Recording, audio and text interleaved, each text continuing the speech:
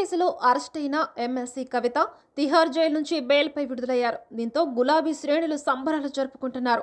ఆమె ఎప్పుడెప్పుడు హైదరాబాద్ చేరుకుంటారా అని వెయిట్ చేస్తున్నారు.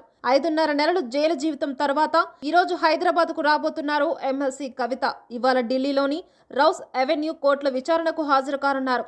కోర్టు హీరింగ్స్ ముగియగానే హైదరాబాద్కు బయలుదేరనున్నారు. 3 రోజులుగా ఢిల్లీలోనే ఉన్న కేటీఆర్, బీఆర్ఎస్ నేతలు ఢిల్లీలోనే కవితతో కలిసి ప్రెస్ మీట్ కూడా నిర్వహించనున్నారు. కవితతో పాటు కేటీఆర్, హరీష్ రావు సాయంత్రం 5 గంటలకు హైదరాబాద్కు రానున్నారు. కాగా కవిత హైదరాబాద్కు రాగానే ఘన స్వాగతం పలికేందుకు బీఆర్ఎస్ శ్రేణులు భారీగా ఏర్పాట్లు చేస్తున్నాయి. గులాబీ శ్రేణులు ర్యాలీ కూడా నిర్వహించనున్నారు. కాగా మంగళవారం బెయిల్పై విడుదలైన సమయంలో కవిత తీవ్ర భావోద్వేగానికి లోనయ్యారు.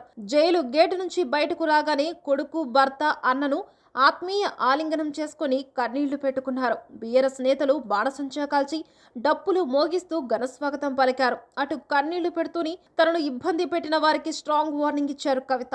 తాను కేసీఆర్ బిడ్డనని, తప్పు చేసే ప్రసక్తే లేదన్నారు. 18 ఏళ్ల రాజకీయ జీవితంలో ఏ తప్పు చేయలేదని, 5.5 నెలలు కుటుంబానికి దూరం చేశారని ఆవేదన వ్యక్తం చేశారు.